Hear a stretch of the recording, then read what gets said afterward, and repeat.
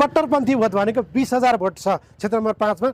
जो भोट चाहिँ एमालेको केपी ओली बाहेक एमालेको जोसुकै व्यक्ति उभियोस्, जोसुकै व्यक्ति त्यहाँनिर उम्मेदवार बनोस्, त्यो व्यक्तिले 20,000 भोट पाउँछ। 1,63,000 भोटर भएको क्षेत्र नम्बर 5 मा 60 देखि 70,000 को भोटले चाहिँ त्यहाँ जित निश्चित देखिन्छ। 3 पटक केपी ओलीलाई भोट हालेको मान्छे हो, तर आज म परिवर्तन चाहदैछु नि, बालनको पक्षमा उभिएको छु नि। यही चिज चाहिँ झापाको क्षेत्र नम्बर 5 का अधिकांश मान्छेको इच्छा छ। कट्टर एमालेको भोट पनि घन्टीमै खस्ने। क्षेत्र नम्बर 5 मा 29 वटा वडा छ र 29 वटा वडामा म सबै ठाउँमा गएर मैले एउटा एक किसिमको रिसर्च गरेँ र रिसर्च गरेर मैले प्रतिवेदन पेश गरेँ। नाम नबताउने शर्तमा अधिकांश व्यक्ति जतिजना मैले रिसर्च गरेँ लगभग मैले केही नआए पनि 1200-1300 मान्छेलाई भेटेँ।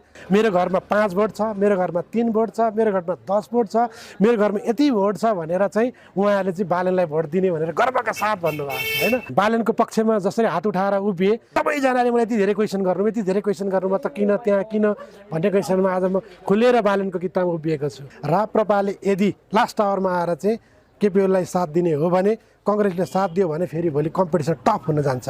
हाम्रो गाउँ टोलमा बालेन सहारा हामीलाई भेट्दिनु पर्यो, हाम्रा कुरा सुनिदिनु पर्यो। सेलिब्रिटी त